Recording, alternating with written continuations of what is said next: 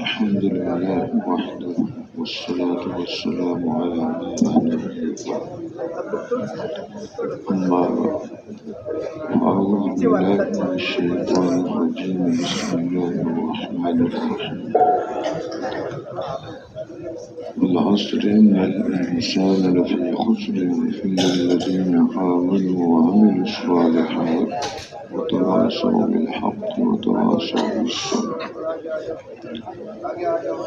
وقال الله عز وجل قل هذه سبيلي أدعو إلى الله على بصيرة أنا ومن اتبعني سبحان الله وما أنا من المشركين.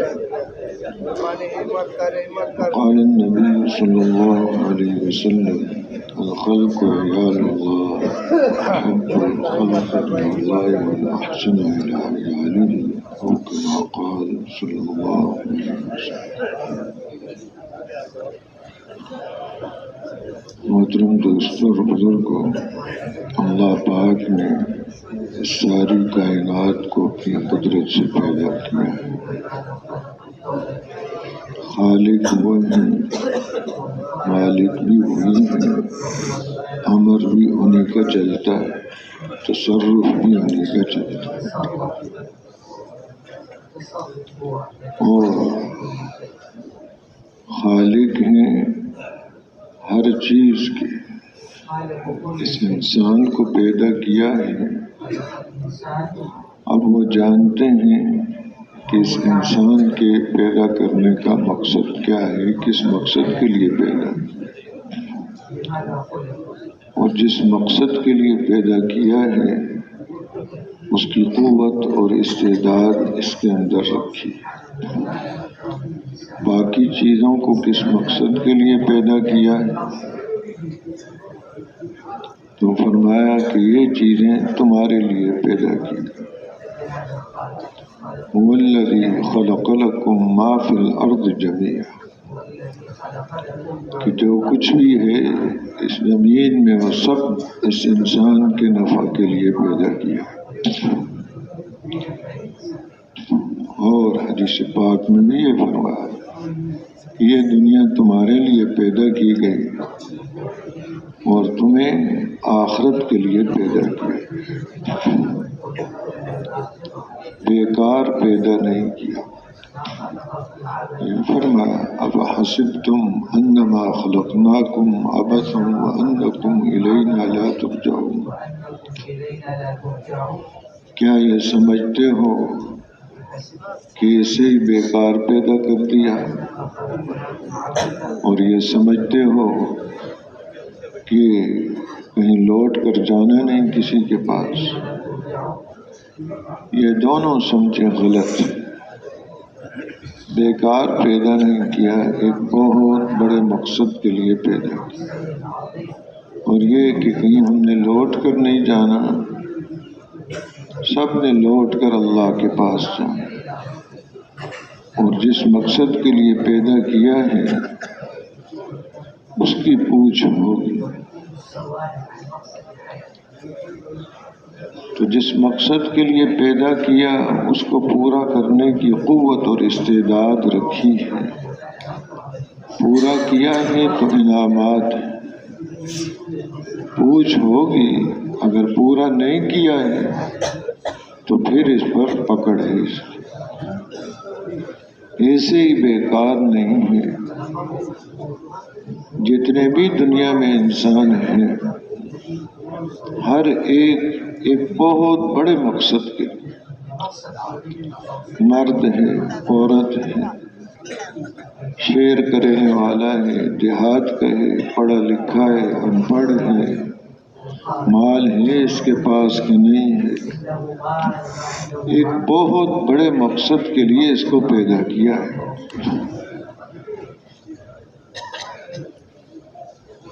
اور اس مقصد کے لیے قوتیں، استعدادیں اس کو دے رکھی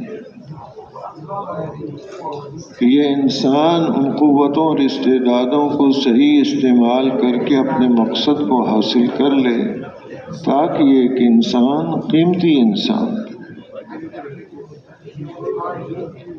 تو جتنے بھی انسان ہیں اس لیے آئے ہیں کہ اپنے آپ کے اوپر محنت کر کے اپنے آپ کو قیمتی بنا لیں. اس غرض کے لیے اللہ نے یہاں بھیجا. اب یہ قیمتی کس چیز سے بنے گا؟ ایک تو ہے دنیا کے اوپر یہ محنت کرے، اس کے اندر خوب آگے بڑھ جائے، نئی نئی چیزیں بنا دے اور یہ سمجھے کہ بہت ترقی کا دور ہو گیا ہے. وہ چیزیں بھی آج نظر آ رہی ہیں جو پہلے زمانے میں نہیں تھی کہ بڑی ترقی کر لی. حالانکہ زمین سے لے کے آسمان تک کی فضا کو پر کر دے ان چیزوں سے، اللہ کے نزدیک ایک مچھر کے پر کے برابر بھی ان کی کوئی قیمت. تو ان بے قیمت چیزوں پر اپنے آپ کو لگانے کی وجہ سے اپنی قیمت بھی اس نے ختم کر دی. یہ بھی بے قیمتی ہو گیا. جس نے بنایا ہے وہ جانتے ہیں اس کے اندر کیا قوت ہے، کیا استعداد ہے، اور وہ جانتے ہیں کہ کتنا قیمتی یہ بن سکتا ہے، کہ فرشتوں پر بھی رشک کیا جا سکتا ہے. اس وقت اگر یہ اپنے آپ کو قیمتی بنائے تو فرشتوں پر بھی اس پر رشک، اور گراوٹ پہ آئے تو اس کی پھر حد نہیں، اسفل السافلین، کہ اس سے زیادہ کوئی پھر نقصان والا نہیں تھا. دونوں رخ ہیں اس کے پاس. محنت کر کے اپنے آپ کو قیمتی بنا لے. اب قیمتی کس سے بنے گا؟ ایمان اور اعمال وہ چیزیں ہیں جن کے ذریعے سے یہ انسان قیمتی بنتا ہے. اور اگر رخ دوسرا اختیار کر لیا تو اس نے اپنی قوتوں استعدادوں کو بھی ضائع کیا اور اپنی قیمت کو بھی ختم کر دیا. زندگی گزر رہی ہے دو رخ پر، اور موقع یہی ہے، کوئی اور موقع نہیں ہے کہ کہیں اور ایک دفعہ چکر لگا کے آ جائیں، دوبارہ کریں گے، دیکھیں گے ہم کیا کرنا ہے. یہی موقع ہے. اسی میں جو اپنی قوت اور صلاحیت کو خرچ کرنا ہے اسی کا اعتبار کیا جائے. اور اس کے لیے جو بنانے والے ہیں وہ جانتے ہیں اس کے اندر قوت کیا ہے اور اس کی قیمت کیا لگ سکتی ہے. اور ایسے ہی دنیا کو بنایا، اس کی قیمت بھی بتا دی. آخرت کی نعمتیں اس کے لیے پیدا کی ہیں، ان کی قیمت بھی، کہ جنت کے ایک بالش جہاں کوڑا رکھا جاتا ہے تھوڑی سی جگہ کی، وہ قیمت ہے کہ ساری دنیا اس کی قیمت نہیں ہو سکتی. سب سے آخر میں جانے والے کو اس دنیا سے 10 گنا زیادہ ملے گا، وہ رقبے کے اعتبار سے ہے. ورنہ قیمت تو یہ ساری دنیا ایک بالش کے برابر ٹکڑے کی بھی نہیں ہو سکتی.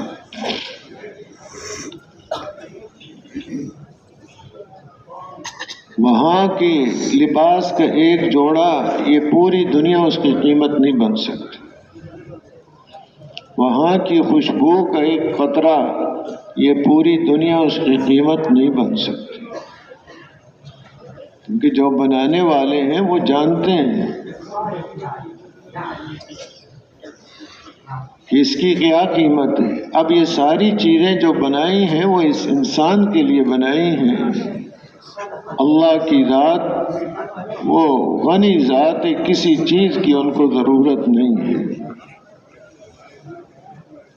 وہ سمجھ ذات ہے، سب ان کے محتاج ہیں، وہ کسی کے محتاج نہیں ہیں. تو اب یہ جو اس کے لیے بنائی ہیں تو محنت صحیح رخ پر ہو تو پھر اس انسان کی قیمت وہ لگتی ہے جو نہ آسمان کی ہے، نہ زمین کی ہے، نہ چاند کی ہے، نہ سورج ستاروں کی ہے، نہ سونے کی ہے، نہ چاندی کی ہے، نہ ہیرے جواہرات کی ہے، اور نہ اور دنیا کی چیزوں کی اور معدنیات کی اور خزانوں کی ہے۔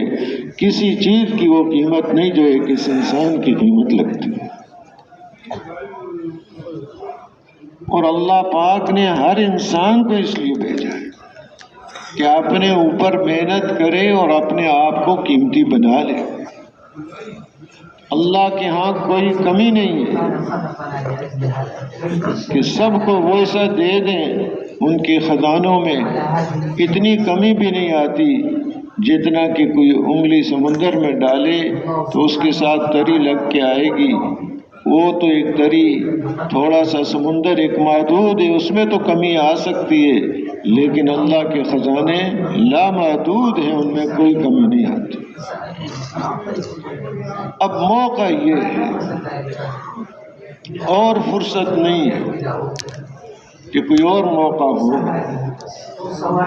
اب اس کے لیے اللہ پاک نے بے شمار انتظامات کیے ہیں کہ کہیں اس کی محنت ضائع نہ ہو جائے اور کہیں یہ خسارے میں نہ جائے۔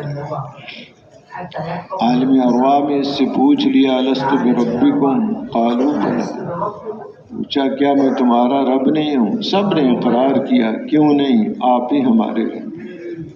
تو یہ بنیاد اندر رکھ دی کہ رب وہ ذات ہے جو ہر مخلوق کی حاجتوں کو بھی جانتے ہیں اور پورا بھی فرما رہے ہیں۔ کوئی حاجت تمہیں پیش آئے، کوئی مسئلہ اس دنیا میں پیش آئے، کسی کی طرف جانے کی ضرورت نہیں، جو حاجتیں پوری کرنے والی ذات ہے، رجوع اس کی طرف۔ تعارف پہلے کرا دیا تھا اس کو۔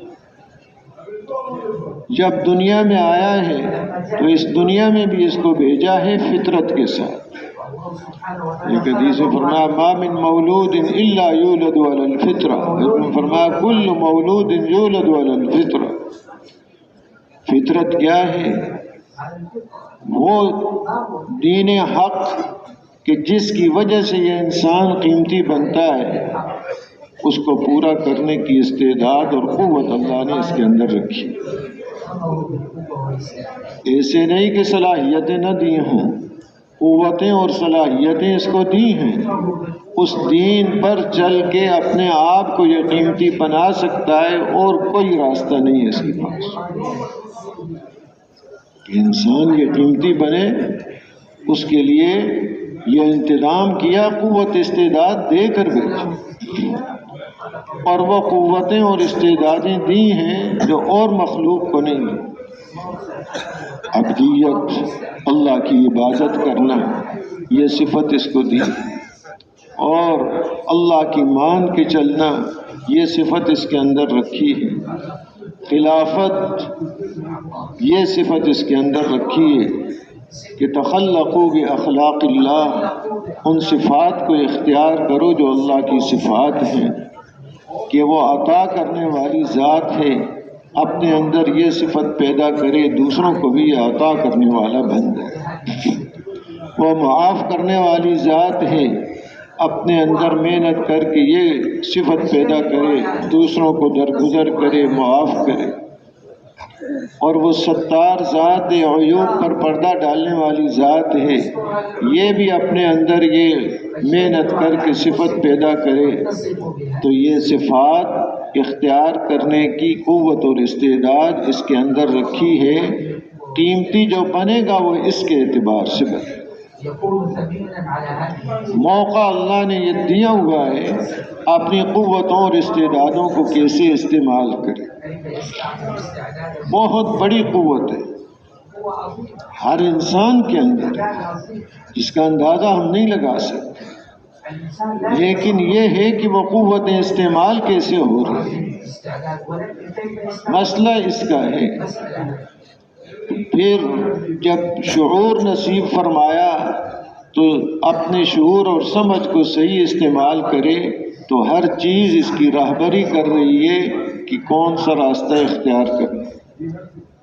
فرمایا وفی کل شیء لہ آیۃ علی انہ هو الواحد، ہر چیز کے اندر نشانی اور دلالت اس کے لیے رکھی ہے، راہبری رکھی ہے، وہ اس کو راہبری کر رہی ہے ہر چیز کہ خالق اور مالک ایک اکیلے اللہ۔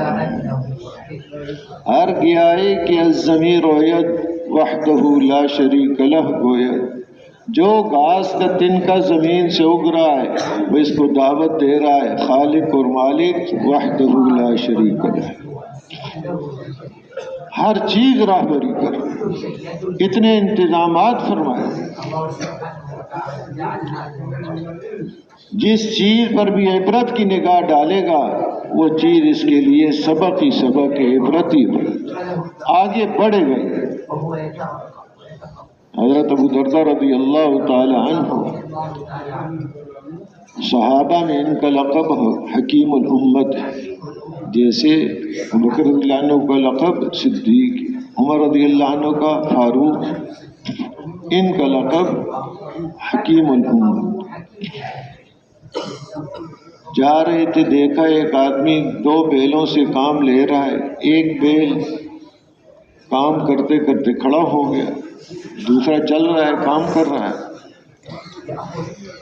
ہوتا ہے حیوان ہے، لیکن انہوں نے اس سے سبق حاصل کیا کہ ہمیں انسانوں کو اللہ پاک نے آخرت کی تیاری کے لیے بھیجا ہے یہاں۔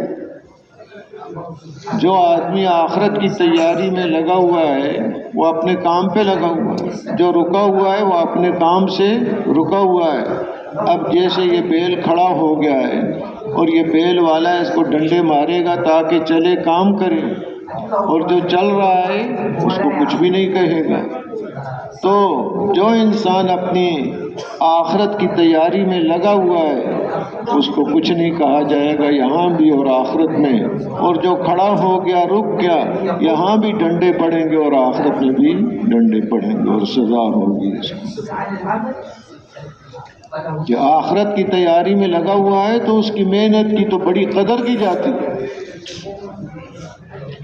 وَمَنْ أَرَادَ الْآخِرَةَ وَسَعَىٰ لَهَا سَعْيَهَا وَهُوَ مُؤْمِنٌ فَأُولَٰئِكَ كَانَ سَعْيُهُمْ مَشْكُورًا، کہ جس نے آخرت کا ارادہ کیا اور آخرت کے لیے سعی اور محنت کوشش کر رہا ہے، یہ وہ لوگ ہیں جن کی محنت کی اللہ کے ہاں بڑی قدر کی جاتی ہے، بہت بڑی قدر۔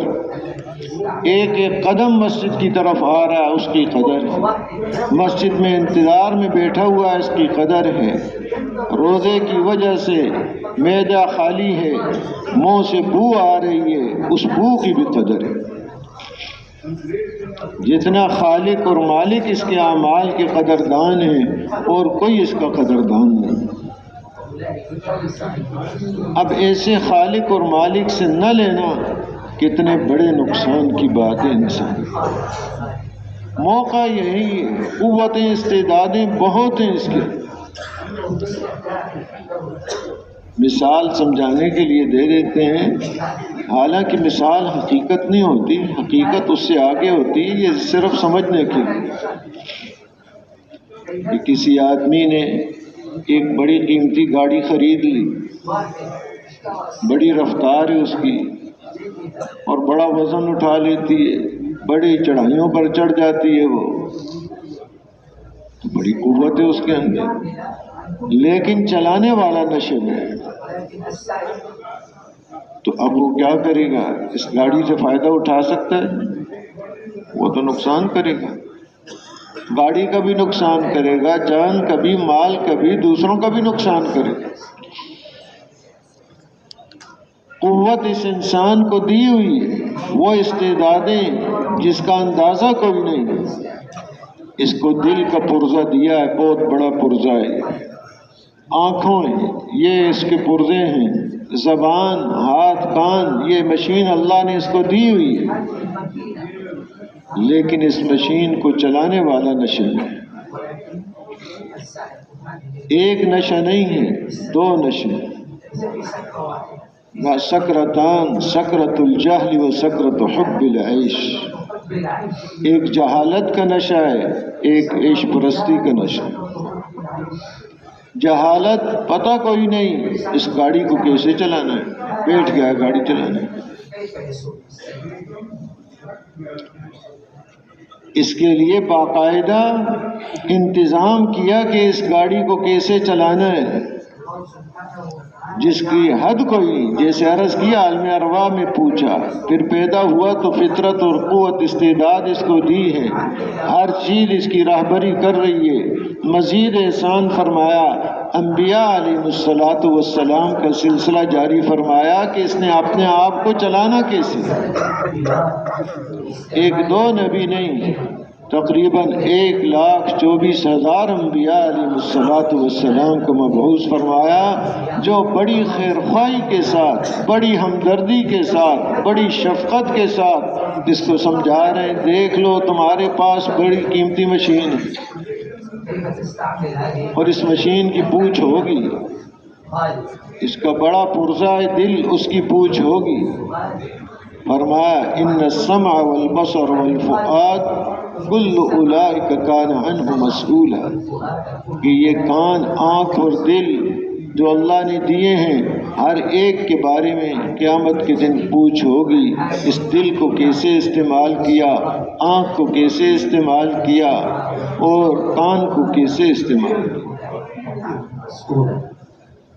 یہ جو دی ہے گاڑی، جس نے یہ صلاحیتیں اور یہ مشین اور قوتیں جس نے دی ہیں، انہوں نے پوچھنا ہے اور پھر کیسے استعمال کرنا ہے۔ انبیاء علیہ الصلوۃ والسلام پر اس کے لیے وحی اتاری تاکہ اس کے مطابق یہ استعمال کرے۔ آخر میں سارے نبیوں کے سردار حضرت محمد مصطفیٰ صلی اللہ علیہ وسلم کو مبعوث فرمایا اور ان کے اوپر اس دین حق کو مکمل کر دیا، کوئی کمی اس کے اندر نہیں ہے۔ فرما الیوم اکملت لکم دینکم واتممت علیکم نعمتی ورضیت لکم الاسلام دینا۔ حجۃ الوداع کے موقع پر یہ آیت نازل ہوئی، اللہ پاک نے کہ آج کے دن تمہارے اوپر دین کو مکمل کر دیا اور میں نے اپنی نعمت کو پورا کر دیا تمہارے اوپر، اور تمہارے لیے کون سا دین پسند کیا؟ دین اسلام کو پسند کیا۔ وَمَن يَبْتَغِ غَيْرَ الْإِسْلَامِ دِينًا فَلَن يُقْبَلَ مِنْهُ، جو اس کے علاوہ کوئی اور راستہ اختیار کرے گا وہ ہرگز اس سے قبول نہیں کیا جائے گا۔ صرف یہی راستہ ہے جو اس کی کامیابی کا ہے۔ اس کے لیے حضور اکرم صلی اللہ علیہ وسلم پر کتاب اتاری، اس میں سارا استعمال کا طریقہ اس کو بتایا ہے تاکہ اس کا یہ جہالت کا نشہ دور ہو جائے اور دنیا کی محبت۔ آتا ہے حدیث پاک میں، حبک الشیء یعمی ویسم، کسی چیز سے محبت کرنا تمہیں اندھا اور بہرا بنا دیتا ہے۔ جس چیز کی محبت ہے وہ پھر وہی چیز نظر آتی ہے اس کو، باقیوں سے اندھا اور بہرا ہے، نہ سنتا ہے نہ دیکھتا ہے۔ اب دنیا کی عیش پرستی اس کی محبت میں اندھا بھی اور بہرا بھی ہے، نشے بھی دو ہیں، اندھا اور بہرا بھی ہے، تو گاڑی کو کیسے چلائے گا؟ نقصان ہی نقصان، اور نقصان صرف اس کی ذات تک محدود نہیں ہے کہ اپنا نقصان کر رہا ہے، پورے عالم کے اوپر اس کے اثرات پڑتے، اس کے عمل کے اثرات۔ جیسے آج نظر آتا ہے، آگ پر پانی ڈالو تو کیا ہوگا؟ بجھ جائے گی۔ آگ پر پیٹرول ڈال دو تو کیا ہوگا؟ اور تیز ہو جائے گی۔ یہ ہمیں اثر نظر آ رہا ہے پانی کا اور پیٹرول کا، اس سے زیادہ تاثیر انسان کے جسم سے نکلنے والے عمل کی، معمولی عمل نہیں ہے، اس کا بہت زیادہ تاثیر رکھتے ہیں، خود اس کے اوپر بھی اور اس کے خاندان پر بھی، اس کے علاقے پر، پورے عالم پر، حتیٰ کہ پوری خشکی اور سمندر کی گہرائیوں میں بھی اس کے اثرات پڑتے ہیں۔ وما ظهر الفساد في البر والبحر بما كسبت أيدي الناس. خشکی اور تری میں جو فساد ہو رہا ہے اس کی وجہ کہ جی ایسے ہی اتفاقی طور پر ہو گیا ہے کہ جی ایسے ہی زلزلہ آ گیا، ایسے ہی پانی، ایسے ہی بارشیں بند ہو گئی، ایسے یوں ہو گیا اتفاقی طور پر فلاں ہوائیں چلی ہیں، فلاں یہ ہوا ہے. بالکل نہیں، اس کے پیچھے ایک اللہ کا نظام ہے،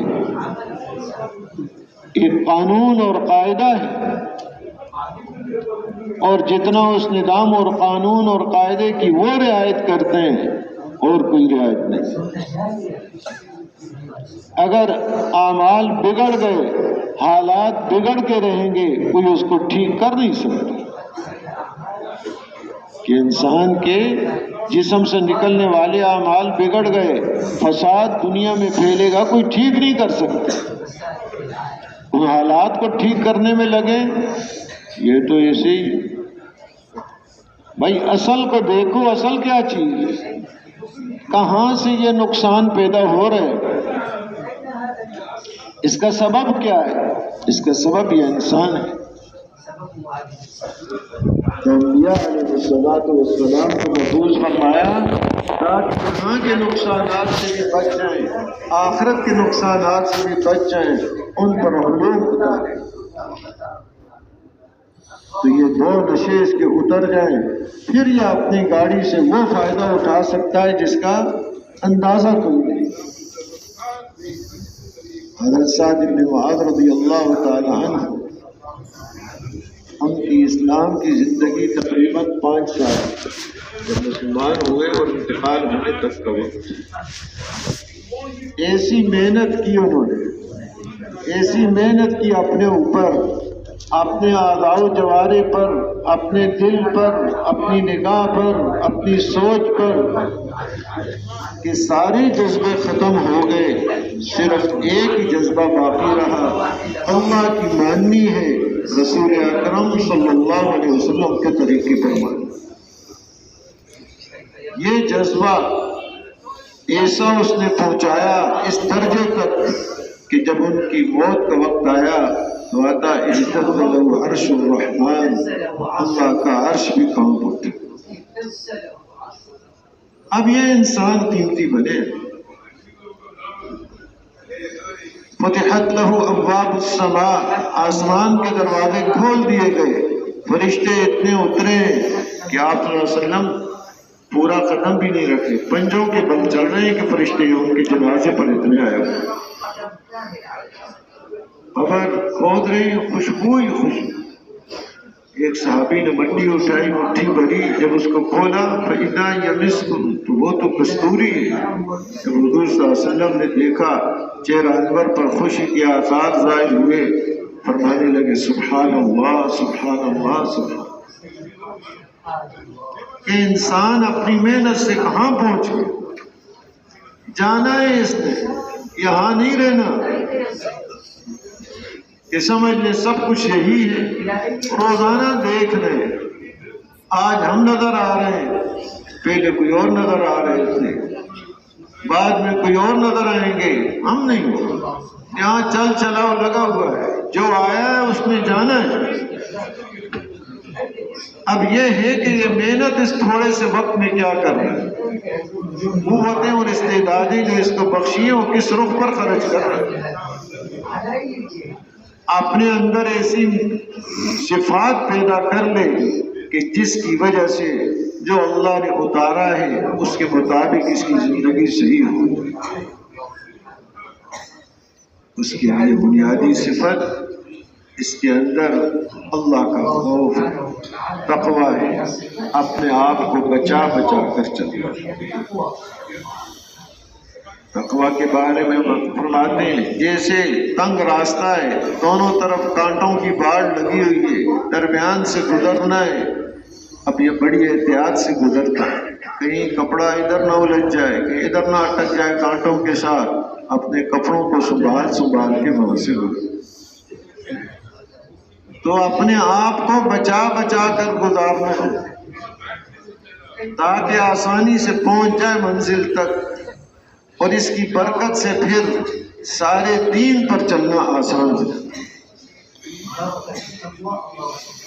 اس کے سارے اعضاء و جوارح، سارے پرزے ٹھیک استعمال ہوتے ہیں۔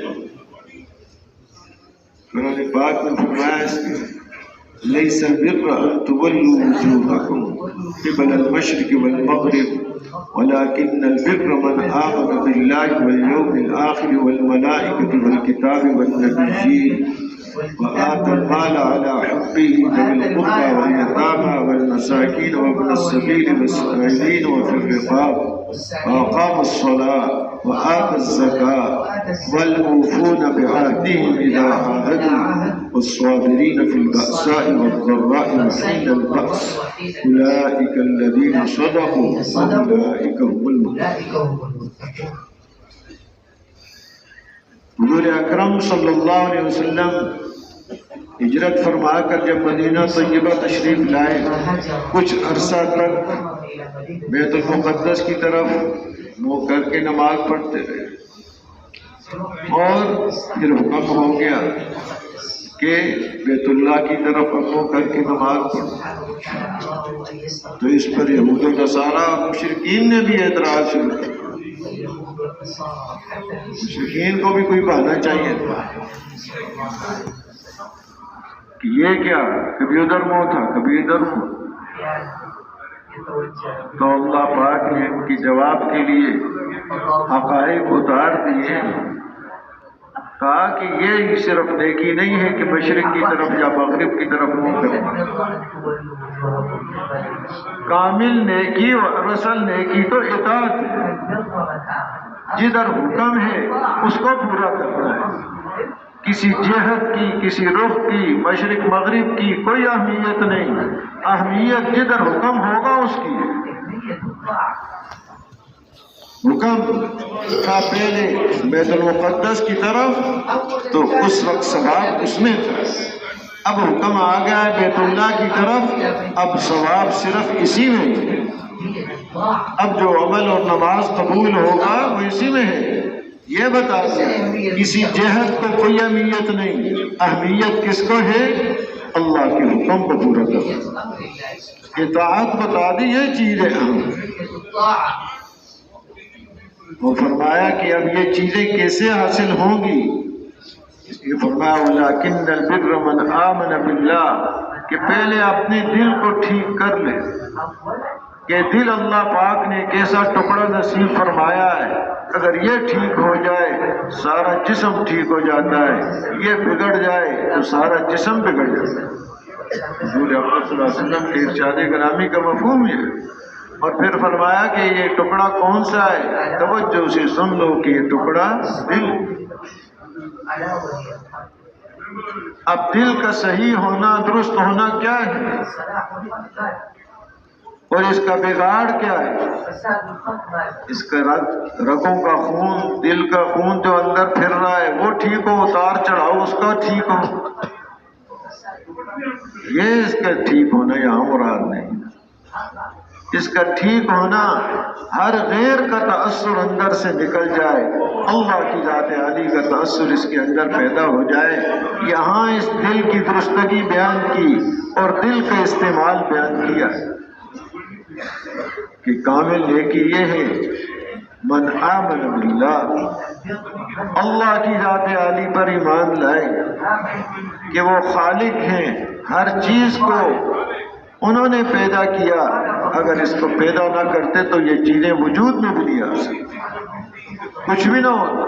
وجود میں لانے والی ذات صرف ایک اکیلے اللہ ہے، اور ان کی جو تاثیر نفع نقصان نظر آ رہا ہے ان کا اپنا ذاتی نہیں ہے، وہ اللہ نے ان کے اندر پیدا کیا ہے، چاہے تو نفع والی چیز سے نقصان پہنچا دے، نقصان والی چیز سے نفع پہنچا دے۔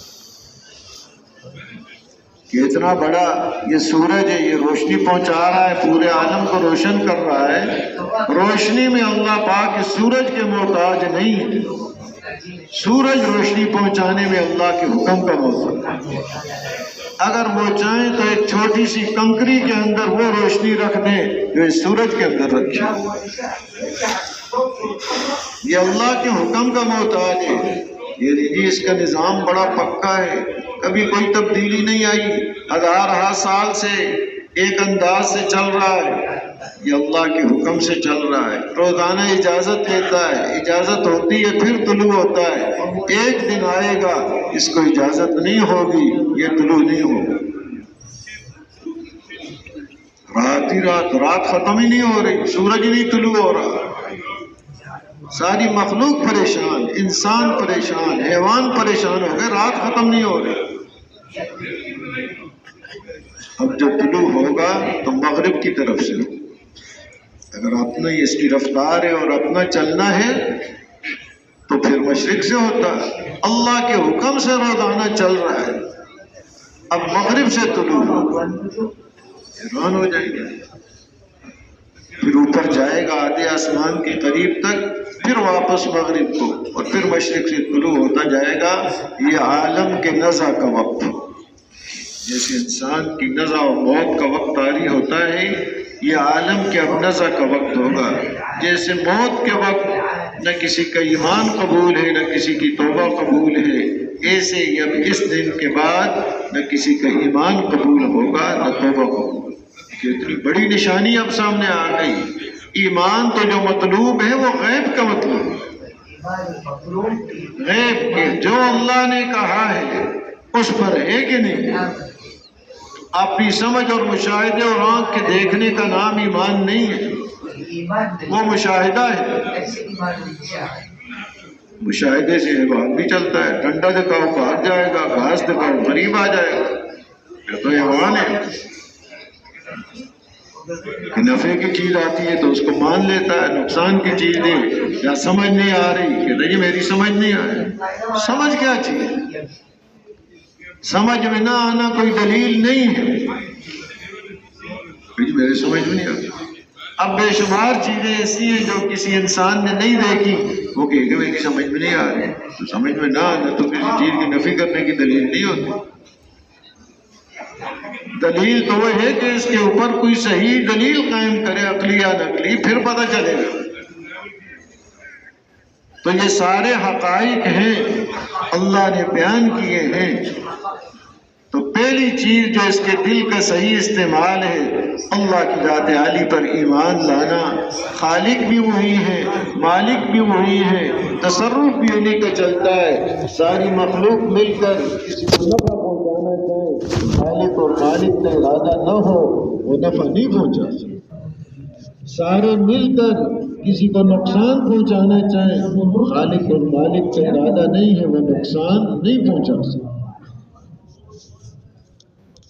اور دوسرا اس کا دل کا استعمال، اور دل کے اندر جو بات اتارنی ہے، آخرت کے دن پر ایمان والیوم الآخر، کہ بہت بڑا دن آ رہا ہے، اس کی اہمیت ہو، آج کے زمانے کی کوئی اہمیت نہیں، پتہ نہیں کس وقت ختم ہو جائے، پانی کا ایک بلبلہ ابھی زندگی ختم ہو جائے، آج جس کو ہم نے اہمیت دے رکھی ہے اس کی اہمیت نہیں، اہمیت قیامت کا دن 50,000 سال کا نفسی نفسی کا عالم ہوگا، اعمال کے بقدر پسینے میں ڈوبا ہوا ہوگا، کوئی کسی کے کام نہیں آئے گا، ایک دوسرے سے بھاگیں گے، ماں سے اولاد بھاگ رہی ہے اور اولاد ماں سے بھاگ رہی ہے، باپ بیٹا آپس میں بھاگ رہے ہیں، بھائی بہن بیوی بچے سب بھاگ رہے ہیں، تو بھائی کوئی کام کرو، کوئی کام نہیں۔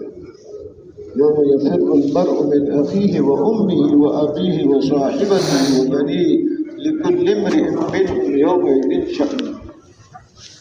مجرم اس دن چاہے گا میری جان بچ جائے، میرے رشتہ داروں کو، خاندان کو، قبیلے کو، ساری دنیا والوں کو جہنم میں ڈال دو، میری جان چھوڑو، آ جائے گا کلا ہرگز ایسا نہیں ہو سکتا، کوئی اندھیر نگری نہیں ہے کہ کرے کوئی اور بھرے کوئی، جس نے کیا ہے وہی اب بڑھے گا، اسی سے پوچھ ہوگی۔ اس دن کا ایمان براہ راست اللہ پاک ہر ایک سے پوچھیں گے، بیچ میں کوئی ترجمان نہیں ہوگا، کوئی وکیل نہیں ہوگا جو اس کی طرف سے وکالت، سب پریشان ہوں، اس دن پر ایمان لانا، یہ حقائق ہیں، ان کو ماننا۔ جیسے آج ہم یہاں بیٹھے ہوئے ہیں، مسجد میں بیٹھے ہوئے ہیں، سب جانتے ہیں کہ آج کا دن ہے، مسجد ہے، یہ وقت ہے، یہ دن آنے والا ہے قیامت کا۔ ایسے ہی اس کا ایمان اور یقین ہو کہ پیشی ہوگی، اور یہ ایمان اور یقین آدمی کو بالکل ٹھیک کر دیتا ہے۔ یہ دل کے اندر یہ بات اتری ہوئی ہو، آدمی کا استعمال سارا ٹھیک ہے۔ امام تقی الدین ابن دقیق العید رحمۃ اللہ علیہ فرماتے ہیں: ما تکلمت بکلمۃ ولا فعلت فعلا الا اعددت له جوابا بین یدی اللہ تعالی۔ جو بات میں نے کی، جو کام میں نے کیا ہے، کل قیامت کے دن اللہ پاک کو اس کا کیا جواب دوں گا، آج جواب میں تیار کر رہا ہوں۔ اللہ پاک پوچھیں گے یہ بات کیوں کی، جواب نہ دے، یہ کام کیوں کیا، کہ جی اس لیے کیا تھا، جواب تیار کر رکھا ہوں کہ کل پوچھو۔ امام بخاری رحمۃ اللہ علیہ فرماتے ہیں: مجھے اللہ کے فضل و کرم سے امید ہے قیامت کے دن مجھ سے غیبت کا سوال نہیں کیا جائے گا، کہ ایسی زندگی گزاری ہے کہ پوری زندگی غیبت نہیں کی، اور پتہ ہے اپنے آپ، اللہ معاف کرے آج تو ہمیں پتہ ہی نہیں آج کا دن کیسا ہو، پوری زندگی کا انہیں پتہ ہے، ایسی احتیاط کے ساتھ زندگی گزاری ہے۔ اور فرماتے ہیں اس کی وجہ، جب سے مجھے پتہ چلا غیبت حرام ہے، اس دن سے غیبت چھوڑ دی۔ اور وہ کب سے پتہ چلا؟ بچپن سے ہی پتہ چلا، بچپن سے ہی عمل آ گیا۔ تو آخرت کے دن اس کا ایمان یہ اس دل کے پرزے کا استعمال ہے، تاکہ یہ پردہ ٹھیک ہو، صحت مند ہو۔ تیسرا استعمال کہ آج دنیا کے نظام سے پرورش نظر آ رہی ہے، اسباب سے پرورش ہے، حفاظت ہے، نظام چلتا ہوا نظر آ رہا ہے۔ اس نظام سے کچھ نہیں ہوتا، اللہ کے نظام سے ہوتا۔ ملائکہ پر ایمان لانا، اللہ پاک نے ایک مستقل نظام قائم کر رکھا ہے، ہر آدمی کا ایک ایک دانہ جو اس کے مقدر میں ہے، فرشتے اس تک پہنچا کے رہتے ہیں۔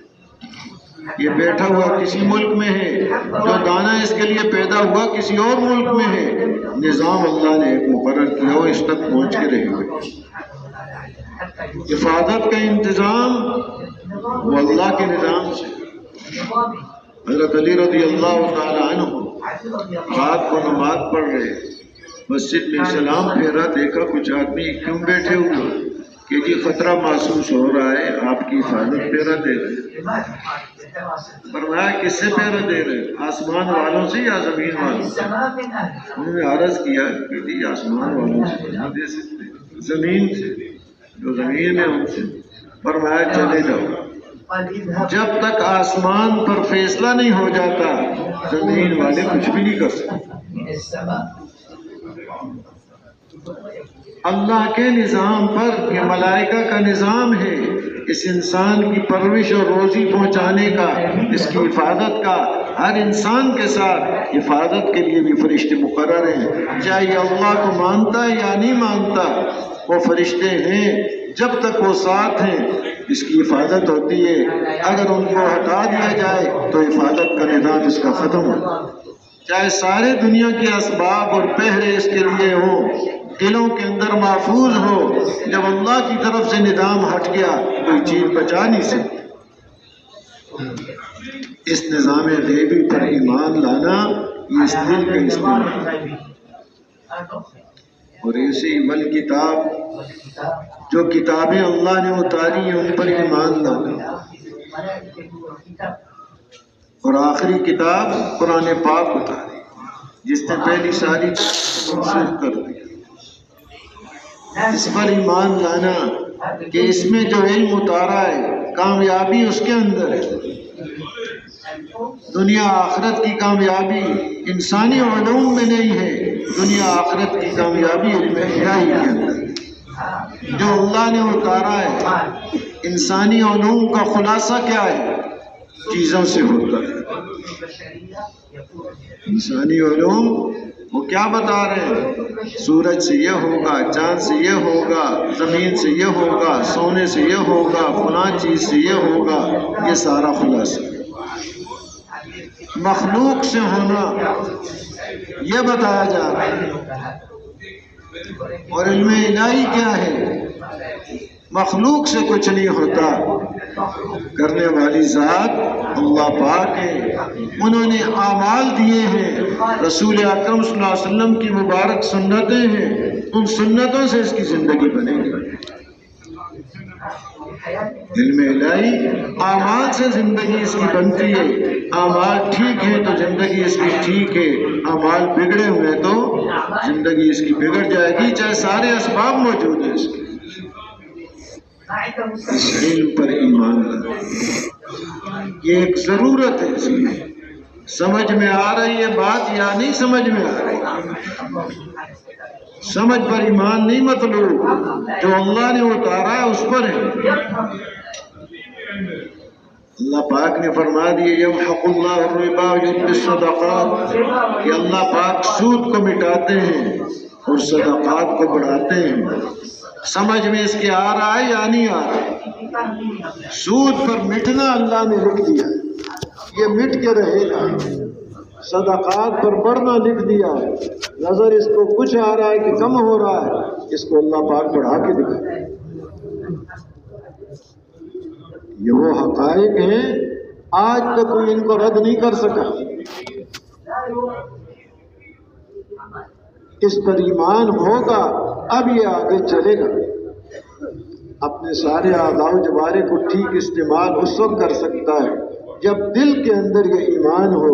یہ قرآن پاک وہ حق کتاب ہے جو انسان کی راہبری کرتی ہے، یہ ہدایت کی کتاب۔ الف لام میم ذالک الکتاب لا ریب فیہ ھدی للمتقین، یہ راہبری کرتی ہے تقوی والوں کے لیے۔ راہبری پوری انسانیت کے لیے ہے، لیکن فائدہ جو اٹھائیں گے حقیقت میں وہ تقوی والے اٹھائیں گے۔ فرمایا شہر رمضان الذی انزل فیہ القرآن ھدی للناس، پوری انسانیت کے لیے ہدایت ہے۔ اب ہدایت تو آ گئی، راہبری آ گئی، فائدہ کون اٹھائے گا اس راہبری سے؟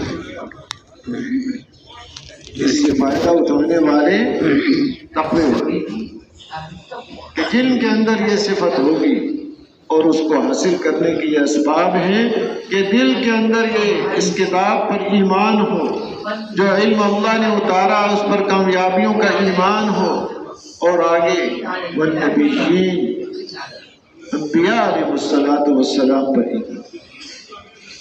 اللہ کے ہاں جو عزت والے ہیں، وجاہت والے ہیں، شان والے ہیں، مرتبے اور مقام والے ہیں، وہ صرف انبیاء علیہ السلام۔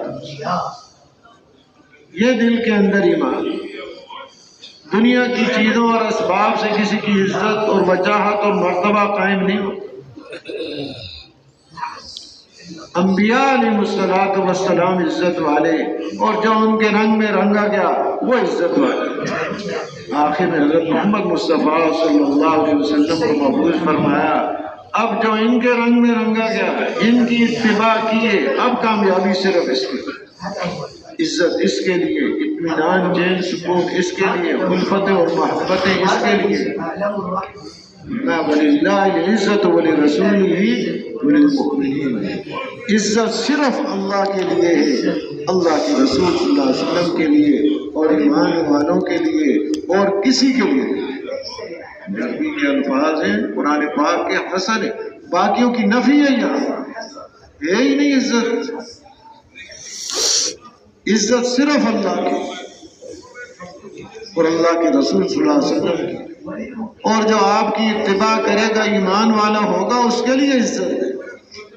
باقی دھوکہ ہے، وہ سمجھ رہا ہے میری عزت کر رہے ہیں، وہ اس کا گھر بڑا دیکھ لیا، عہدہ بڑا دیکھ لیا، گاڑی بڑی دیکھ لی، جھک جھک کے دیکھ رہے، سمجھ رہے میری عزت کر رہے ہیں۔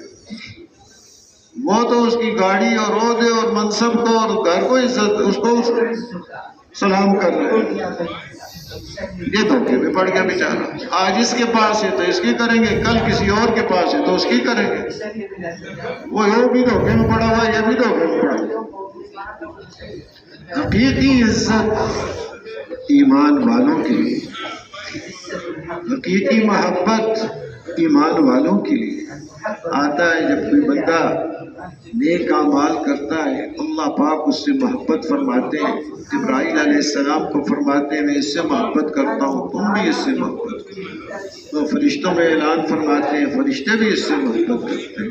فرشتے زمین پر اتر کے اعلان فرماتے ہیں، زمین میں بھی لوگوں کے دلوں میں اس کی محبت رکھ دی بغیر کسی غرض کے۔ کوئی غرضیں نہیں ہیں۔ آج جو کوئی دنیاوی عزتیں نظر آ رہی ہیں اس کے پیچھے غرضیں چھپی ہوئی ہیں۔ جس کی غرض پوری ہو رہی ہے وہ تو کرے گا، جس کی غرض پوری نہیں ہو رہی، چاہے بیوی ہے چاہے بچے، وہ بھی نہیں پوچھیں گے۔ وہ اپنی غرض کے ہیں، کہتے ہیں غرض سب سے میٹھی چیز ہے، وہ اس کے پیچھے پڑے ہوئے ہیں۔ انسان سمجھ رہا ہے یہ میری عزت کر رہا ہے۔ عزت صرف اللہ کے لیے، اللہ کے رسول صلی اللہ علیہ وسلم اور ایمان والوں کے لیے۔ محبت صرف حقیقی محبت، کوئی غرض نہیں۔ ان الذین آمنوا وعملوا الصالحات سیجعل لهم الرحمن ودا۔ اللہ پاک ان کو یہ دولت نصیب فرماتے ہیں، ایمان اور اچھے عمل کہ دلوں میں محبت ڈال دیتے ہیں اللہ۔ یہ دل پر محنتیں ہیں کہ دل کا رخ ٹھیک ہو جائے۔ آگے اس آیت کے اندر بنیادیں بیان فرمائی ہیں۔ وَآتَ الْمَالَ عَلَى حُبِّهِ ذَوِي الْقُرْبَى وَالْيَتَامَى وَالْمَسَاكِينَ وَابْنَ السَّبِيلِ وَالسَّائِلِينَ وَفِي الرِّقَابِ۔ مال کا استعمال بتایا ہے۔ ایک تو استعمال ہے کہ اگر مال ہے زیادہ تو اس پر نصاب ہے تو زکوٰۃ، اور زکوٰۃ کے علاوہ بھی اس پر حقوق ہے۔ اگر کوئی محتاج ہے اس پر خرچ کرنا، اقربا میں سے وہ اس کے اوپر ضروری ہے۔ کہ والدین محتاج ہیں، اب اس کے اوپر ضروری ہے۔ اور کوئی رشتہ دار میں اور کسی کو دیکھ رہا ہے کہ اب علاج کے لیے اس کے پاس کچھ نہیں اور اب اس کے لیے خرچ کرنا ضروری ہے، تو فرمایا اس کے علاوہ بھی استعمال ہے اس کے مال کے، کہ اس مال کو خرچ کرتا ہے اللہ کی محبت کی وجہ سے، اور کوئی غرض نہیں، اللہ راضی ہو جائے، اللہ کی محبت میں آ کر یہ مال خرچ۔ یتیموں پر، مسکین پر، محتاجوں پر، مسافروں پر اور غلاموں کے آزاد کرنے میں اللہ کی محبت ہے اور کوئی غرض نہیں۔ یہ کہ یہ لوگ کچھ مجھے کہنے لگے، یہ غرض نہیں، صرف اللہ راضی ہو۔ اور یہ کہ اس مال کی محبت بھی موجود ہے، لیکن محبت کے باوجود پھر بھی یہ خرچ کر رہا ہے ان جگہوں پر۔ بھائی اس تو مجھے محبوب ہے، اس کو میں کیسے خرچ کروں؟ اپنی محبوب چیزیں خرچ کر رہا ہے، یہ نہیں کہ گھٹیا قسم کی چیزیں خرچ کر رہا ہے۔ علی حبہ دیمن، یعنی ایسی چیزیں جو پھینکنے کے قابل ہیں وہ خرچ کر دیں اور پسندیدہ چیزیں اپنے پاس رکھیں۔ ہاں پھینکنا نہیں چاہیے، وہ بھی کسی کے استعمال میں آ جائے، کسی چیز کو ضائع نہیں کرنا چاہیے۔ یہ بھی ایک آج کل بڑی مصیبت، کھایا دسترخوان میں بیٹھا سب گھوڑا کرکٹ میں ڈالے۔ جی اب ایسے کا تو دھونے کی کون دھوئے گا، کون یہ کر یہ جو چیزیں کہ استعمال کے قابل تب تو نہیں سمجھتا، پھینکنے کے قابل سمجھتا، یہ ضائع ہو رہی ہے اللہ کی بڑی نعمت۔ ایک لقمہ اور ذرہ ایک لقمے کا، یہ بھی اللہ کی بڑی نعمت۔ جو استعمال کر سکتا ہے خود وہ خود استعمال کرے، ورنہ کسی اور کو دے دے، اور نہیں تو کسی حیوان پرندوں کو ڈال دے، کوئی اللہ کی نعمت تو ضائع نہ کرے۔ یہ گندگی میں پھینکنے کی چیز تو نہیں ہے، اللہ کی نعمتوں کی بہت ناقدری ہو رہی ہے۔ اور جب اللہ کی نعمت کی ناقدری ہوتی ہے اللہ پاک نعمت کو واپس لے لیتے ہیں۔ ایک دانہ بھی بڑی نعمت ہے، گندم کا دانہ ہے، چاول کا دانہ ہے۔ مولانا ظاہر شاہ صاحب رحمۃ اللہ علیہ فرماتے تھے ایک علاقے والے چاول کھاتے اور پکاتے اپنے لیے، جب بچ جاتا نالی میں پھینک دیتے، بچ کے برتن صاف کرنے، برتن اب اور پکانے۔ تو ایک زمانہ آیا ایسا ان کے اوپر قحط مسلط ہوا کہ وہ پھر نالیوں سے چاول چن چن کے نکالتے تھے۔ ایک دانہ بھی ضائع کرنے کے قابل نہیں، اللہ نے دیا ہے، جس نے دیا ہے اس کی عظمت کون دے رہے ہیں مجھے؟ اللہ دے رہے ہیں۔ ایک دانہ بھی جب اللہ کی طرف سے ہے تو بڑا عظیم ہے یہ۔ فرمایا وآت المال علی حبہ، مال کے اندر محبت ہے، اپنی محبوب چیزوں کو خرچ کر رہا ہے، یہ نہیں کہ گری بڑی چیزیں، عرض کیا گری بڑی چیزیں بھی پھینکنے کی نہیں ہیں، وہ بھی ایسے استعمال ہو جائیں کہ ضائع کوئی چیز نہ ہو، اور یہ تو اپنی محبوب چیزیں بھی اللہ کے راستے میں خرچ کرنا۔ اور یہ بھی وآت المال علی حبہ کہ یہ جو اللہ کے راستے میں اس کا خرچ کرنا ہے، یہ خرچ کرنا اس کو محبوب ہے، اندر کنجوسی اور یہ چیزیں نہیں ہیں، اس خرچ کرنے کو اپنا ایک محبوب مشغلہ بنایا ہوا ہے۔ اللہ کے راستے میں خرچ کرنا، یتیم فقراء اور مساکین پر خرچ کرنا ہی اس کو محبوب ہے۔ ایسے آدمی کو بعض کاموں سے محبت ہے، اس کو اللہ کے راستے میں خرچ کرنے میں محبت ہے۔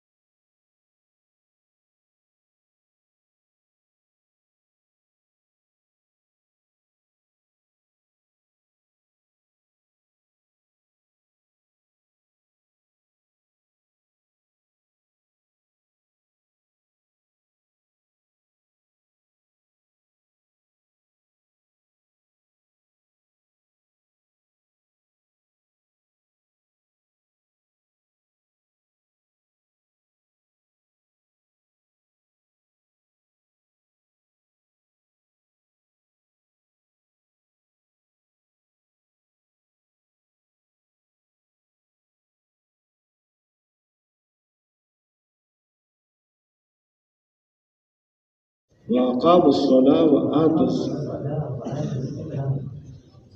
زکوٰۃ کا باقاعدہ حکم دیا، لیکن اس کے علاوہ بھی یہ استعمال بتایا مال کا، اور نماز کو قائم کرتا۔ یہ اللہ پاک نے اپنے فضل و کرم سے نماز ایسا عمل دے رکھا ہے، نماز ٹھیک ہو گئی سارے جسم کا استعمال ٹھیک ہو گیا، نماز بگڑ گئی سارے جسم کا استعمال بگڑ گیا۔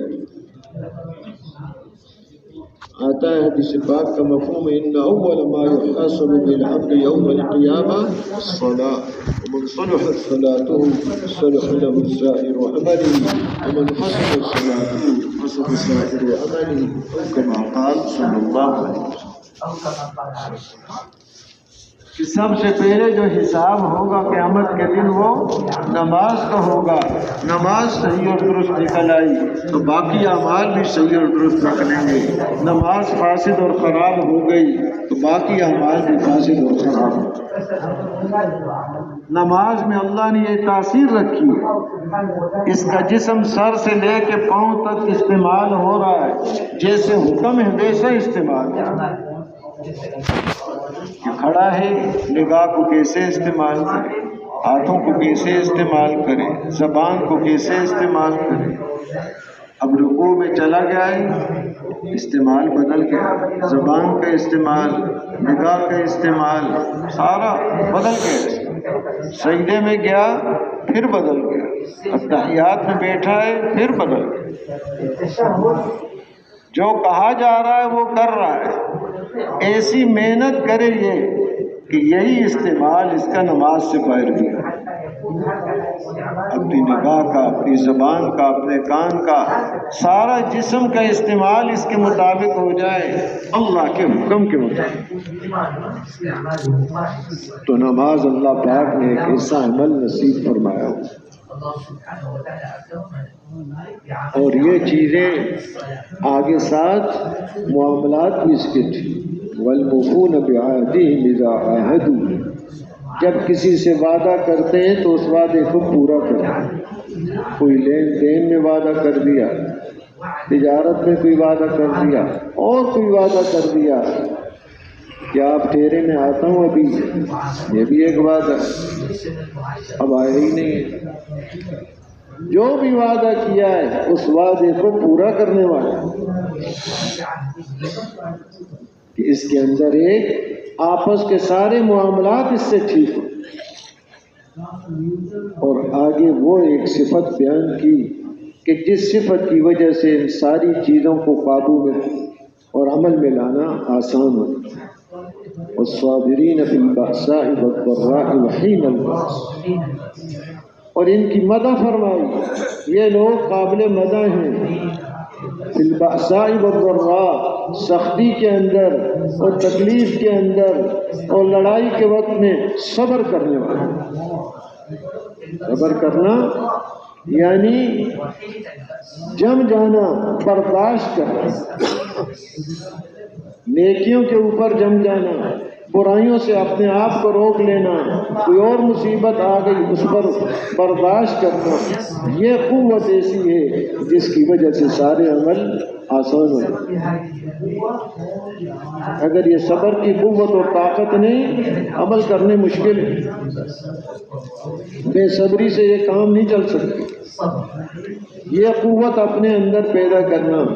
اب اس کے ساتھ فرمایا اولئک الذین صدقوا واولئک هم المتقون، یہی وہ لوگ ہیں جو سچے لوگ ہیں اور یہی لوگ تقوی والے ہیں۔ اب یہ دولت ان کو نصیب ہو گئی تو فرمایا الف لام میم ذالک الکتاب لا ریب فیہ ھدی للمتقین، کہ یہ قرآن انسانیت کے لیے پہلے فرمایا کہ ہدایت، اب یہاں فرما رہے ہیں تقوی والوں کے لیے، کہ جو حقیقت میں فائدہ اٹھائے گا وہ تو تقوی والا ہی، ہدایت اس کو مل جائے، تقوی اس کو نصیب ہو، تقوی کی محنت سے اب یہ محنت کرے گا، مجاہدہ کرے گا، اختیار کرے گا، اللہ پاک یہ دولتیں نصیب فرمائیں گے۔ پورے قرآن پر چلنا اس کے لیے آسان، اس پر عمل کرنا اس کے لیے آسان ہو جائے۔ اب کوئی چیز رکاوٹ اس کے لیے نہیں بنے گی، اس کے پاس وہ قوت اور استعداد ہے، وہ جہالت کا نشہ اس نے دور کر دیا، عیش پرستی کا نشہ دور کر دیا، مال کی محبت اندر نہیں ہے، اللہ کی محبت پر اس کو خرچ کرتا ہے، یا مال کی محبت ہونے کے باوجود بھی محبوب چیزیں خرچ کرتا ہے۔ وجہ کیا ہے؟ اللہ کی محبت ہے، اور یہ خرچ کرنا ان کے نزدیک محبوب مشغلہ بنا ہوا ہے، اللہ کے راستے میں خرچ کرنا۔ اب یہ استعمالات اس کے ٹھیک ہو گئے، دل کا استعمال بھی، اعضاء و جوارح کا استعمال بھی، مال کا استعمال بھی، اللہ پاک تقوی کی دولت نصیب فرماتے ہیں، اور اس تقوی کی دولت سے پورے قرآن پر چلنا آسان، اس تقوی کی دولت سے اللہ پاک اس کے اوپر 3 دروازے کھولے، اس کو مال عطا فرماتے ہیں معروف طریقے سے بھی، جو لوگوں میں چل رہے طریقے، اور غیر معروف طریقے سے بھی۔ حضرت مقداد رضی اللہ تعالی عنہ حضور اقدس صلی اللہ علیہ وسلم کی خدمت میں کہ قضاء حاجت کے لیے گیا تھا، چوہے نے آ کر اشرفیاں سامنے ایک ایک کر کے 17 اشرفیاں سامنے رکھی، اب یہ آپ کی خدمت میں لے آئے کہ کیا کروں، حالانکہ گھر میں فاقہ ہے، یہ نہیں کہ ہم مال مل گیا چلو پوچھ کے چلو، یہی عرض کیا جاتا ہے علماء اکرام سے ہم پوچھ کے چلیں، دیکھا دیکھی نہیں چلے، ورنہ یہ چیزیں نقصان دے دیتی۔ جو مشغلہ ہے اس کو پوچھ کے چلنا ہے۔ اس دعوت اور تبلیغ سے مقصود ایک یہ ہے، اس محنت کے اندر رسول اکرم صلی اللہ علیہ وسلم کا طریقہ زندہ ہو جائے، اور دوسرا مقصد اس سے یہ ہے زندگی کے ہر شعبے میں نبی اکرم صلی اللہ علیہ وسلم کی سنتیں چالو ہوں۔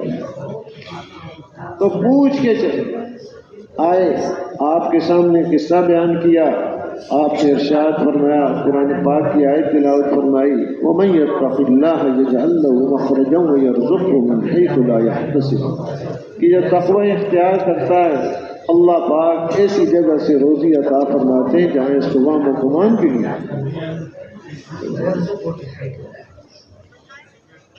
اور بغیر مال کے اللہ پاک چیزیں عطا فرماتے ہیں۔ اس میں مریم علیہ السلام حجرے میں عبادت میں لگی ہوئی ہے، اور بغیر موسم کے پھل ان کے پاس آ رہے ہیں۔ زکریا علیہ السلام پوچھ رہے ہیں انا لکی ھذا، یہ کہاں سے آ گیا، موسم تو ہے کوئی نہیں۔ من عند اللہ، یہ اللہ کی طرف سے۔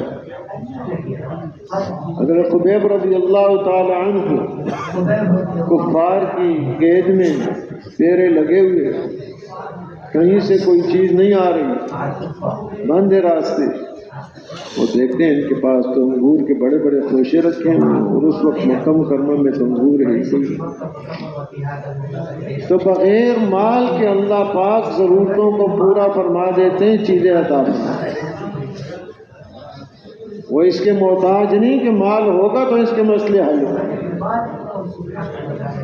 اور آگے اصل مقصود تو مسئلے کا حل ہے، چیزیں بھی مقصود نہیں، نہ مال نہ چیزیں۔ کوئی حال آیا، پریشانی آئی، اللہ پاک سے دعا کی، اللہ پاک نے اس پریشانی کو دور کیا، شفا اللہ نے نصیب فرما دی۔ اب دوائیاں مقصود نہیں ہیں، مقصود تو شفا ہے، تو اللہ پاک یہ دروازے کھول دیتے، اور آخرت میں بھی جو آگے تنگی کے مناظر اس پر آنے والے ہیں، موت کا وقت، قبر، میدان معاشر، حساب، ان سارے تنگیوں، ہر آنے والا مرحلہ پہلے سے زیادہ سخت ہوتا جائے گا، ان سارے جگہوں سے اللہ پاک اس کے لیے نکلنے کے راستے نکالنا، آسانیاں فرما دیتے ہیں اس کے تقوی کی دولت کی برکت سے۔ اور اگر خدا نخواستہ یہ جو اس انسان کے اندر قوت اور استعداد اور صلاحیت ہے، جیسے عرض کیا، اس کو صحیح استعمال نہ کیا، وہی نشے میں ہی رہا، پھر کیا حال ہوگا؟ جو کمایا ہے وہ بھی لوگ لے جائیں گے، جو مال جمع کیا ہے کوئی ادھر سے اٹھا رہا ہے، کوئی ادھر سے اٹھا رہا ہے، جو جائیدادیں چیزیں بنائی ہیں اس پر قبضے ہو رہے ہیں، پریشانیاں، لڑائی جھگڑے ہو رہے ہیں، حالات آتے ہیں، رو رو کے مانگتا ہے، کوئی مسئلہ حل نہیں ہوتا، یہ سارے بگاڑ کے راستے کھل جاتے ہیں یہاں دنیا میں بھی، اور آگے آخرت میں جا کر موت کا وقت اس سے زیادہ سخت، قبر اس سے زیادہ سخت۔ دوستو بزرگوں، موقع اس وقت اور کوئی موقع نہیں، یہ قوتیں استعدادیں بہت ہیں، ان کا رخ پھر جائے۔ ایک یہ ہے کہ مجھے یہ دولت نصیب ہو جائے، اور ایک یہ ہے کہ پوری انسانیت کو یہ صفات نصیب ہو۔ جس کو یہ چیزیں نصیب ہوں گی اس کی زندگی بنے گی، ایک علاقے والوں کو نصیب ہو گئی ان کی زندگیاں بنے گی، اور پورے عالم کو نصیب ہو گئی ان کی زندگیاں بن گئی۔ حضور اکرم صلی اللہ علیہ وسلم نے محنت فرمائی، آپ کی محنت سے پہلے کیا 600 سال کا تقریباً کفر و شرک، ظلمت ہی ظلمت، اندھیرا ہی اندھیرا، کہ عیسیٰ علیہ السلام کے بعد کوئی بیچ میں نبی نہیں آیا، ہر طرف اندھیرا۔ آپ نے محنت شروع فرمائی انسانیت کے اوپر، اور یہ ایسی اعلیٰ دولتیں ان کو نصیب ہو گئیں کہ انبیاء علیہ السلام کے بعد دنیا میں ان جیسے آدمی کوئی نہیں۔ محنت ہے، کہ محنت کے رخ کو آدمی بدل دے، چیزیں بنانے کی بجائے اپنے آپ کو بنانا شروع کر۔ اس کی برکت سے اللہ پاک یہ دولتیں اس کو نصیب فرمائیں گے، اور اس کی برکت سے آگے کئیوں کو نصیب ہو۔ حسن ابن سفیان رحمۃ اللہ علیہ اور ان کے ساتھی حدیث حاصل کرنے کے لیے گئے تو وہ اپنے خرچ کرتے، حدیث حاصل کر رہے ہیں، خرچہ ختم ہو گیا، اب کیا کریں؟ بھئی کسی سے مانگ لیں، کسی کھانے کے لیے کچھ نہیں ہے۔ سوال کو ذلت سمجھتے، مخلوق سے سوال ذلت، کوئی سوال نہیں کر رہے، مانگ نہیں رہے۔ ایک دن گزرے، 2 دن گزرے، 3 دن گزر گئے، کسی سے نہیں مانگ رہے۔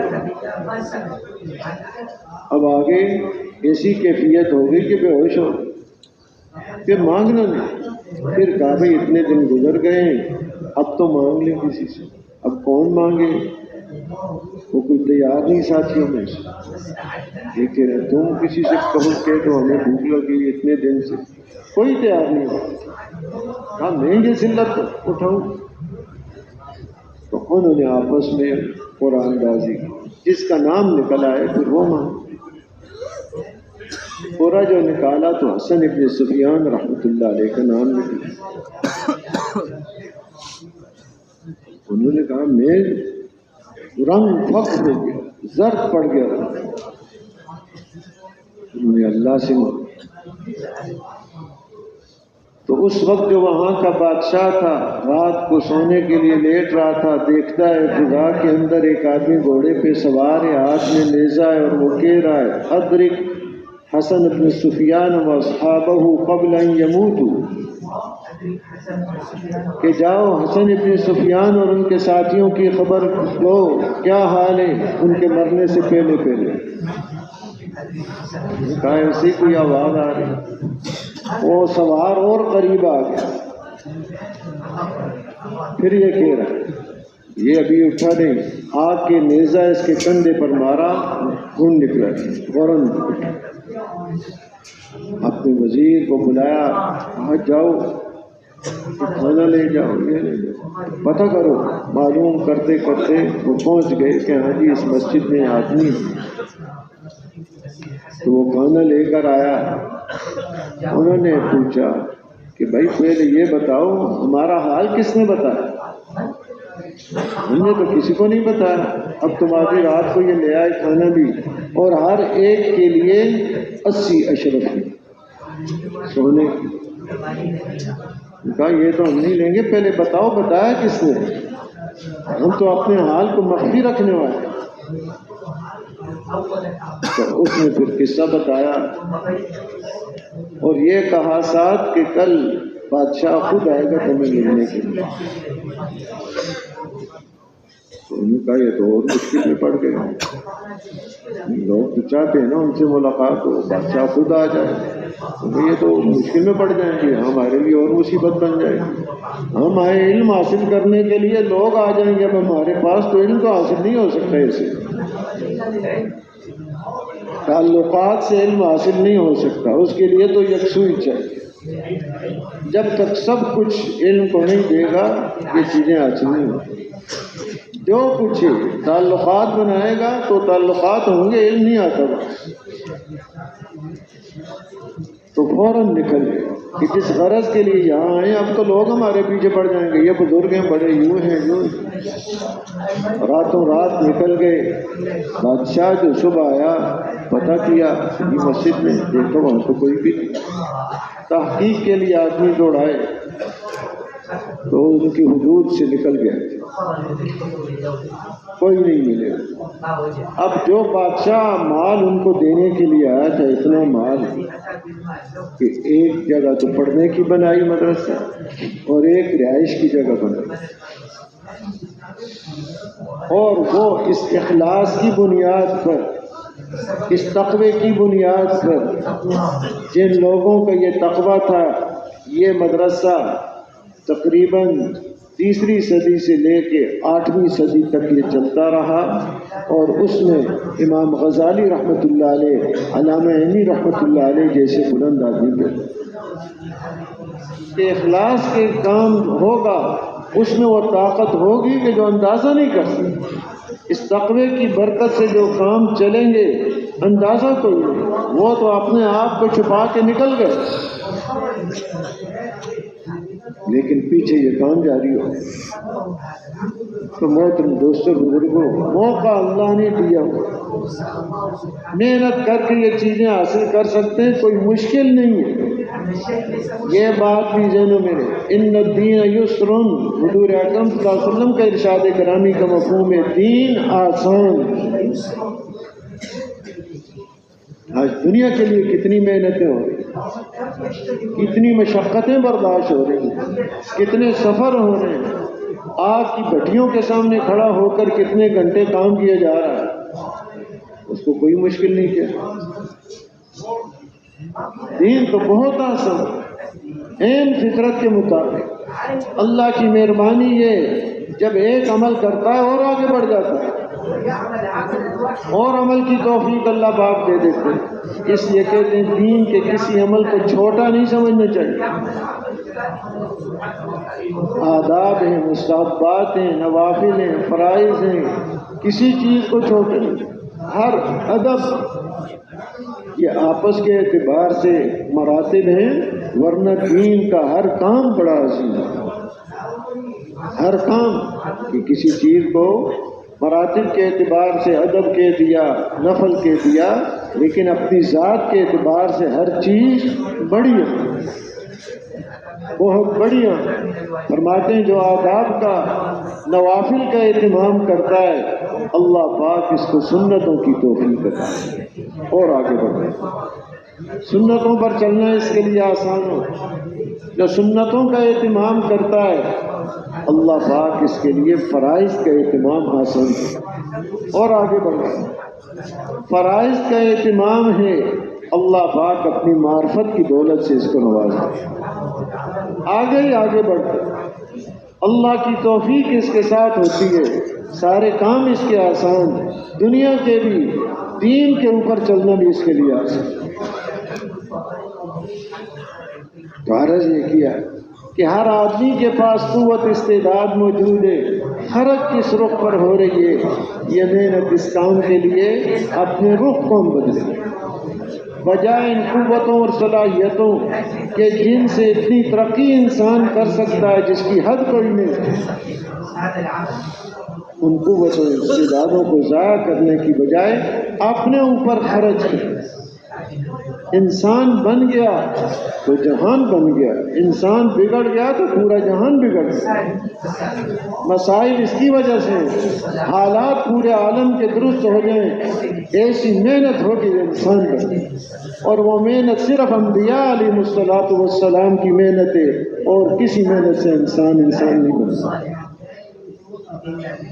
کہ کارخانوں کی محنت سے، صنعت و حرفت کی محنت سے، تجارت کی محنت سے، کھیتی باڑی اور زراعت کی محنت سے انسان بن جائے، یہ چیزیں تو بن جائیں گی، انسان ان سے نہیں بنے۔ انسان کے بننے کا راستہ صرف انبیاء علیہ السلام کی مبارک محنت ہے کہ انسان کتنی بلندیوں پر پہنچا، چاہے کھانے کے لیے اس کے پاس ہے یا نہیں، رہنے کے لیے مکان نہیں ہے، کوئی سواری اس کے پاس نہیں ہے، لیکن ایسی بلندیاں اس کو حاصل ہیں جس کا اندازہ نہیں کر سکتے، اور آگے وہ مراتب ختم نہیں ہے، بڑھتا ہی جاتا ہے، بڑھتا ہی جاتا ہے۔ ہر عمل اس کو اللہ کے قریب کرتا ہے، بلندی ہوتا ہے۔ وقت یہ تھوڑا سا وقت اپنی محنت کرو، اپنے اوپر، پہلے اپنے دل پر، پھر اپنے اعضاء و جوارح پر، اپنے مال پر، یہ تینوں استعمال ٹھیک ہو جائیں تاکہ پورے دین پر چلنا آسان ہو کر اللہ پاک اس سے راضی ہو جائیں۔ دنیا بھی بنا دیتے ہیں، آخرت بھی بنا دیتے ہیں۔ آخرت اصل ہے، جب اصل بن جاتی ہے دنیا تو اس کا سایہ ہے۔ جب اصل ایک آدمی کے پاس موجود ہے، مکان موجود ہے، تو مکان کا سایہ بھی اس پر ہے۔ سائے کے پیچھے ہی لگا رہے، میں نے سایہ حاصل کرنا ہے، بھائی یہ تو بے وقوفی ہے۔ اصل تو کیا ہے؟ مکان ہے، مکان حاصل کرو۔ اصل آخرت ہے، اصل آخرت کو حاصل کریں، وہ حاصل ہو گئی، دنیا ایک سایہ ہے، اور خدا نہ خواستہ اصل بگڑ گئی، یہ دنیا بھی بگڑ کے گئی۔ ظاہری نقشہ کچھ نظر آئے، آلات بنے ہوئے نظر آ رہے ہیں، لیکن بگڑ کے رہتے ہیں۔ یہ فیصلہ ہے، ایسے ہو نہیں سکتا کہ وہ بچ کے جائے۔ فرعون کا نقشہ بنا ہوا نظر آ رہا ہے، قارون کا نقشہ بنا ہوا نظر آ رہا ہے، لیکن اللہ پاک نے تباہ و برباد کر کے دکھایا۔ بڑی بڑی تجارتیں ہیں اور جسمانی بڑی قوتیں ہیں، لیکن جب اپنے نبی علیہ السلام کی بات کو نہیں مانا، ظاہری نقشے بنے ہوئے ہیں، اللہ نے ان نقشوں کے اندر تباہ و برباد کر دیا۔ تو یہ قرآن حقائق بیان کرتا ہے، یہ حقائق ہمارے اندر آ جائیں، یہ اس کے لیے کوئی قصے کہانیوں کی کتاب نہیں ہے، کوئی تاریخ کی کتاب نہیں ہے، ہدایت کی کتاب ہے۔ اس کا ایک ایک لفظ انسانیت کی راہبری کرے۔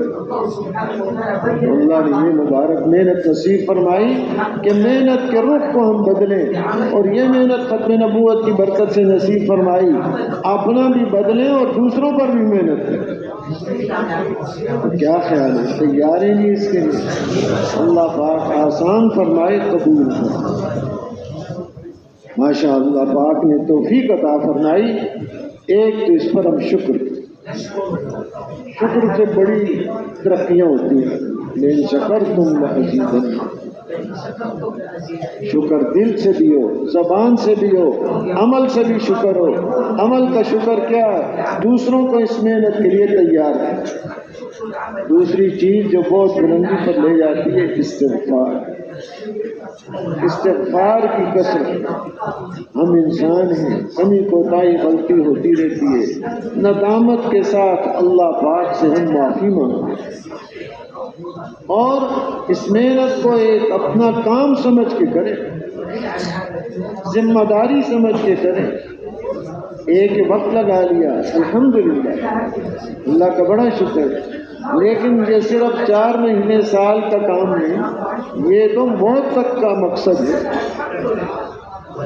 کہ جب تقابل آیا دین کا اور دنیا کا، اس موقع پر پھر دین کو مقدم۔ اس کے لیے ایک گزارش تو یہ ہے کہ جیسے آپ بیٹھے ہوئے ماشاءاللہ صبح سے اٹھے ہوئے انسان ہیں، ضرورتیں ہیں، تقاضے ہیں، تھوڑی دیر کے لیے اور بیٹھ جب تک یہاں سے جانے کے لیے نہ۔ کیا خیال ہے؟ تیار ہیں اس کے لیے؟ مہمانوں سے بھی، باقی بزرگوں سے بھی یہی گزارش، دوسروں کے جمنے کا ذریعہ بنے، مقصود عمل جس پر لانا ہے اس کے لیے محنت ہے۔ تب فرمائیں کون کون بھائی بیرون کے لیے جن کے وقت لگ چکے ہیں تیار کھڑے ہو جائیں، بس اللہ آپ کو جزائے دے، انتہائی جزائے دے ماشاء اللہ۔ سال کے لیے، 7 ماہ کے لیے، بیرون کے لیے اپنی جماعتیں بنا کر اپنے علاقوں سے تشریف تشریف